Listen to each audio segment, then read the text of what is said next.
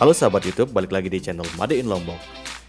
Buat kalian yang belum subscribe channel ini, ayo terus dukung channel Made in Lombok dan cara klik subscribe, kemudian nyalakan notifikasi dan like video kali ini. Halo sahabat YouTube, balik lagi di channel Made in Lombok. Bersama saya di sini, sebelah sudah ada Bapak Dewa Komang Subagio sebagai narasumber kita. Kita akan membahas tentang budidaya vanili. Lebih detailnya, kita akan membahas tentang tajar hidup dan tajar mati, atau bagian dari ekosistem untuk menerapkan pembudidayaan vanili. Jadi buat teman-teman, ayo terus dukung channel Made in Lombok dengan cara klik tombol subscribe di bawah ini. Oke, selamat pagi Pak Dewa. Luar biasa, sudah sekian kali kita bertemu ini Pak. Di video-video sebelumnya itu Pak, saya kan sudah pernah membahas beberapa metode pembibitan ya. Nah sekarang itu banyak teman-teman dari YouTube itu yang penasaran Pak, apa itu mengenai tajar hidup dan tajar mati. Karena istilah-istilah ini begitu familiar Pak di karangan pembudidayaan vanili. Jadi kita mau bahas secara mendetail Pak ya. Oke, kira-kira Pak untuk tajar hidup itu apa sih Pak sebenarnya? Kalau tajar hidup dan tajar mati itu ada kelebihan, ada kekurangan kan begitu. Kelebihannya kalau tajar hidup di sini ini karena daerah kita di pinggir pantai kan, di pinggir pantai. Sebetulnya sih banyak tajar hidup tuh banyak dari pohon, segala macam pohon itu kan bisa kita tanam di sini, seperti macam-macam tanaman itu yang bisa hidup. Banten, kelor, gamal. Oh, jadi tajar hidup itu merupakan ekosistem alami Pak ya, tempat bernaungnya vanili ya. Oh, berarti itu berasal dari tanaman-tanaman hidup ya Pak ya. Setelah kita teliti semua itu, yang paling bagus adalah kelor. Oh, kelor ya? Oh, berarti menyesuaikan Pak ya di tempat masing-masing. Nah, kelor ini Pak, kebetulan saya juga tadi sudah melihat berkeliling ada tanaman kelor, banyak sekali saya melihat. Itu merupakan ekosistem alami tajar hidup untuk vanili Pak ya? Itu kalau kelor paling cocok diterapkan di daerah pesisir kan, sangat subur dan pelindungnya sangat bagus kan.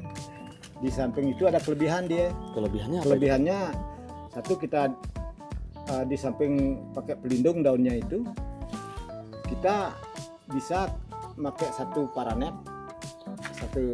Berarti untuk meminimalisir cahaya tetap Bapak menggunakan satu lapis saja paranet ya? Lapis bisa. Oke, nanti kita akan simak ya teman-teman seperti apa yang dikatakan oleh Pak Dewa tentang tajar hidup itu menggunakan kelor karena dia menanam vanili itu di daerah pesisir. Kurang lebih kira-kira ketinggian kita berapa ini Pak di daerah ini? Dekat sekali, tidak sampai setengah kilo dari pesisir pantai. Oke, nanti kita bisa cek teman-teman daerah Batu Layar itu kira-kira berapa meter di atas permukaan laut. Karena setahu saya teman-teman, kita sudah pernah membahas tentang vanili. Habitat aslinya vanili itu harusnya berada di kisaran ketinggian 300 sampai 600 atau bahkan bisa tumbuh di atas 800 meter di atas permukaan laut. Tapi khusus pada Pak Dewa, dia sudah menerapkan pembibitan budidaya vanili di daerah pesisir. Jadi buat teman-teman, nanti kita akan simak video detailnya mengenai tajar hidup pada bagian. Ya, kira-kira Pak untuk tajar hidup sendiri kelebihannya itu apa saja ya Pak? Oh, ini kelebihannya. Kalau kita kan pakai dua cara ini, tajar hidup dan tajar mati kan. Kalau tajar hidup, nah contohnya seperti ini kelor. Kenapa kita pakai kelor? Karena di daerah kita kan daerah pesisir nih. Daerah kita daerah pesisir. Terus kalau kelor sudah dia hidup seperti ini, sulit akan mati. Keuntungan pertama. Yang keuntungan kedua, bisa kita pakai paranet cuma satu lapis. Nah, itu pengiritan di sana. Terus keuntungan yang ketiga, daun kelor ini bisa dijual. Nah, kalau saya sih sudah buktikan tiap hari ini dapat sekitar 3 sampai 4 kilo beras dapat dengan daun kelor. Wah, berarti panen kelornya bisa berapa banyak itu Pak? Tiap hari. Tiap hari ya? Tiap hari, dengan catatan kita harus punya langanan gitu. Oke, berarti dijual ada pemasarannya langsung ya Pak? Pemasarannya langsung. Kita kebetulan punya kecil-kecilan di Cakranegara. Iya, benar sekali teman-teman. Jadi seperti itu tajar hidup itu teman-teman. Biaya itu lebih efisien ya Pak? Biaya lebih efisien, kalian bisa menggunakan minim biaya, hanya menggunakan tanaman atau penyangga tanaman hidup seperti saat ini di depan saya ada kelor. Beliau menggunakan kelor karena alasannya di pinggir pantai itu kuat. Seperti itu teman-teman. Nah, seperti ini contohnya, ini kelor ini kan ini sudah kelor ini, nah seperti ini. Nah, ini contohnya, ini kelor ini Ya besok sudah bisa jadi beras ini. Besok, oh berarti 1 kali mendayung 2-3 pulau terlampaui teman-teman. Seperti itu peribahasanya ya. Nah selain itu Pak, kira-kira untuk kerumitan sendiri atau kesulitan dalam menggunakan tajar hidup sebagai tanaman untuk penyangga vanili, kira-kira apa itu Pak? Kalau kita terlambat motong seperti ini ya, ini kan harus dipotong, dipangkas dia ini. Dipangkas biar banyak seperti ini. Kalau sampai tinggi nanti agak kesulitan kita karena bisa menembus panen kan gitu.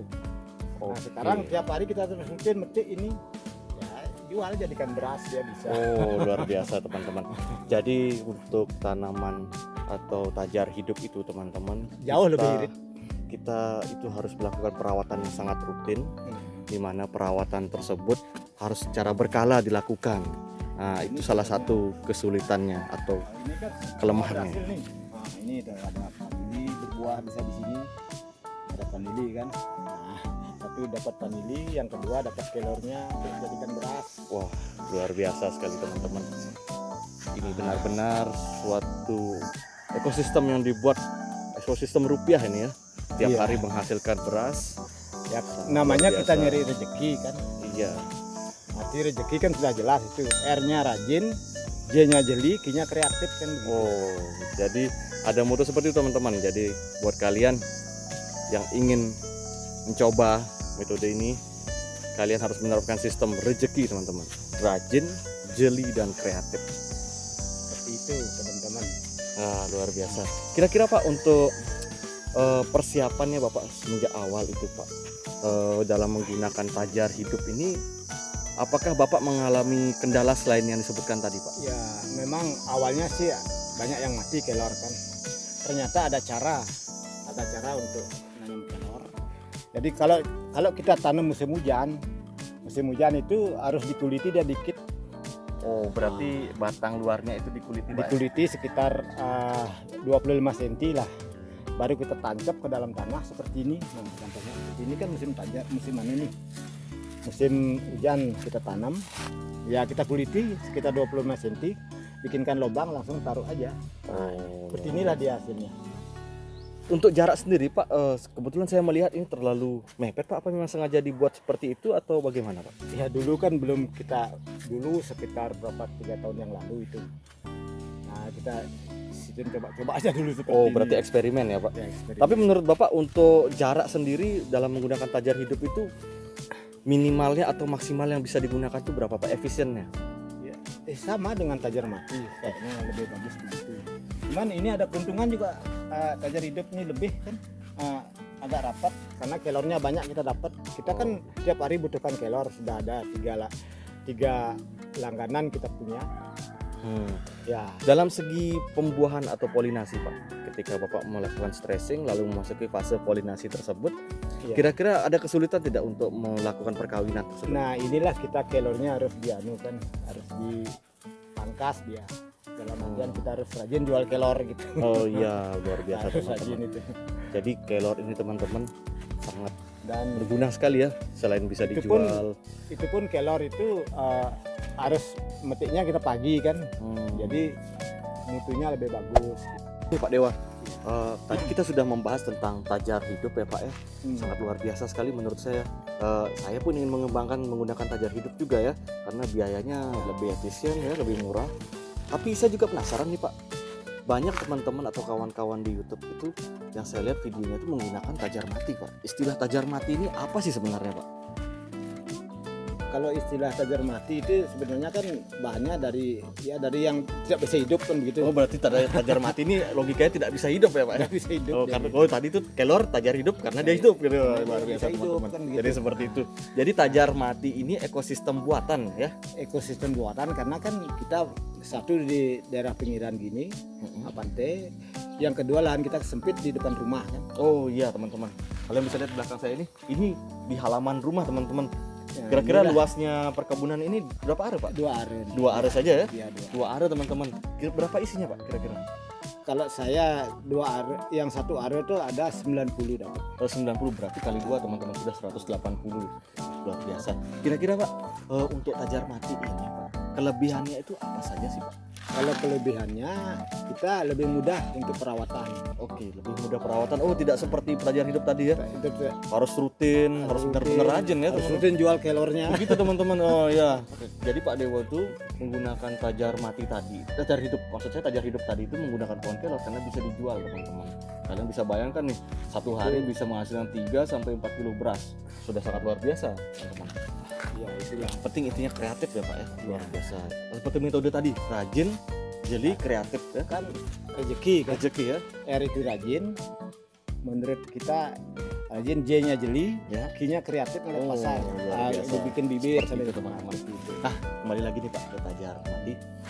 Selain perawatannya itu Pak memudahkan Bapak dalam melakukan perawatan atau maintenance, kira-kira tajar mati itu Pak kekurangannya itu apa, kesulitan selama ini yang Bapak lakukan nemuin apa? Kesulitan ya tentang biaya. Tentang biaya. Wah, Biaya ini masalahnya. menarik nih buat teman-teman yang ingin mengembangkan hutan ini menggunakan metode tajar mati.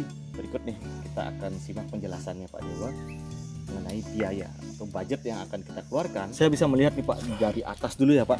Ya, Teman-teman ya. dari atas Ya. ya kita bisa melihat ada tiang, ada rangka reng, dan juga ada paranet nih Pak. Operannya. Ya, ini dari tiangnya itu Pak dalam satu area itu kira-kira membutuhkan berapa Pak? Kalau tiang membutuhkan yang satu aro ya sekitar 13 lonjor. Kan dibagi 13, dua. oke 13 biji Pak ya. Ya 13 biji. Nah, Kita dibagi dua itu kan. oke dibagi 2. Kemudian itu Pak biayanya itu dalam satu biji ya kira-kira berapa harga tiang? Kalau saya beli satu tiang itu 115 kalau tidak salah ya. 115, berarti totalnya sekitar 1.495.000 ya Pak ya.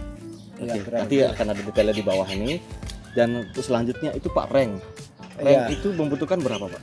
Kalau reng yang dalam satu aro itu saya ngabisin 8 kali 3 berarti 24 ya. 24, oke 24 Pak ya. Satu biji reng itu kalau nggak salah 35 ribuan ya, Pak? 35 harga 35.000. 35.000 ya. Berarti 3 kali 24 teman-teman hasilnya adalah mungkin ada di bawah 840 ya sekitar itu Pak ya. Iya, kurang lebih. Kemudian untuk paranet Pak, itu saya lihat ini 2 lapis ya Pak. ya 2 lapis, ini agak boros. Itu berapa roll Pak? Kalau yang dalam satu aro itu saya ngabisin 1,5 roll. 1,5 roll. Ya, Yang satu rollnya harganya berapa Pak? kita beli di Lombok ini 1.050.000. 1.050.000 teman-teman. Kita bagi dua saja, yang setengah roll itu sudah 525.000 ditambah 1.050.000 teman-teman, itu sekitar 2.025.000. Nah, untuk tajarnya sendiri Pak, kita di bagian bawah nih kita lihat ada tajar. Iya. Itu ongkos satu tajar itu Pak kira-kira berapa? Kalau ongkos biaya aja kita hitung Ya, biayanya. biayanya aja. Pipa bagi 2 kan. Satu lonjar pipa. Satu lonjor bagi 2. Jadi 2 meter. Pipa 1 in ya. Ya 1 Pipa in. 1 in teman-teman, itu yang satu lonjor itu dibagi 2. Itu mendapatkan, berarti satu lonjor itu Bapak dapat 2 tajar ya. 2 tajar Oke. berarti Per satu lonjor itu kira-kira 27.500 ya kira-kira. kita bagi 2 kan. 27.500. Ya Terus di selanjutnya ada mulsa. Di dalamnya itu ada mulsa Pak. kalau mulsa sekitar 5.000. Rp5.000 teman-teman. Satu lonjor, satu tajar itu menggunakan Rp5.000 mulsa. Kemudian ada kawat mulsa. Kemudian itu kawatnya itu Pak. Di luar ada bagian kawat. burung itu. Ya, kawat burung itu ya. Ya burung itu kalau kita beli satu gulung 125. Itu dapat ya 12. 12 biji. Ya, 12 Berarti itu totalnya sekitar Rp10.000 ya Pak. Ya, Satu. hitung-hitungan ya Rp10.000 lah. Berarti itu di luar ongkos ya. Di luar ongkos. Oke teman-teman, itu di luar ongkos teman-teman. Luar biasa juga biayanya, totalnya ada di bawahnya teman-teman. Nanti kita totalin bersama ya.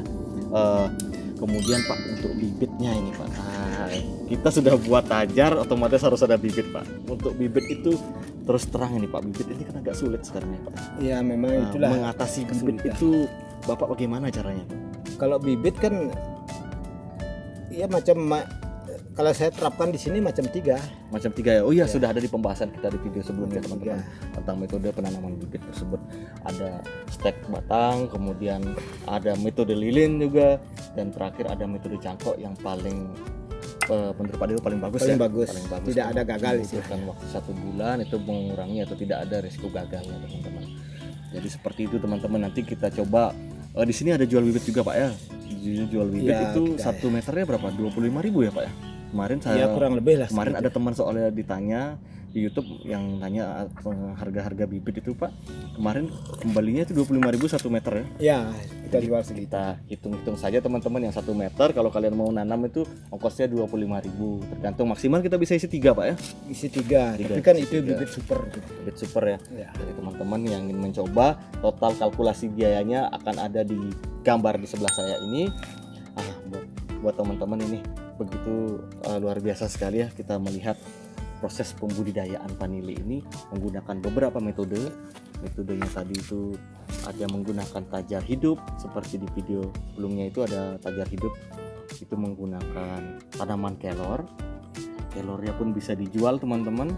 Dan di sini ada tajar mati. Tajar mati ada rinciannya, biayanya seperti itu teman-teman. Oke, luar biasa Pak Dewa, terima kasih tadi penjelasannya teman-teman. Kita sudah tahu bersama kelebihan dan kekurangan dari tajar hidup dan tajar mati.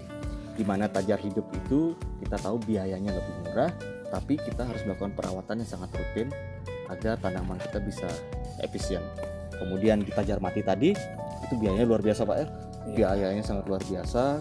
Jadi teman-teman, tapi kelebihannya kalian bisa menanam di pekarangan rumah seperti yang ada di belakang saya saat ini. Ini luasnya 2 are.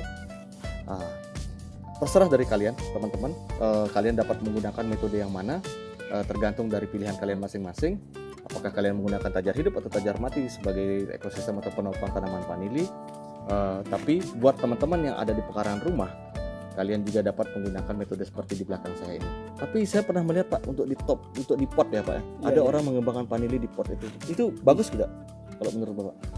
Kurang dia mungkin menurut saya. Kurang ya? Kurang. Oh, berarti Ya karena nutrisinya kan Nutrisi. seperti ini contohnya. tapi mungkin besok Bapak bisa mencontohkan untuk tanaman di pot. Bisa. Bisa ya?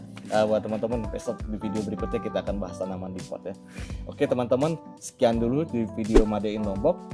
Dan untuk kalian yang belum subscribe channel ini, ayo dukung terus channel Made in Lombok dengan cara klik tombol subscribe di bawah ini. Nyalakan notifikasi agar kalian terus mendapatkan video-video terbaru dari Made in Lombok. Dan jangan lupa apabila ada pertanyaan kalian dapat menulis di kolom komentar. Sampai jumpa di video kami selanjutnya.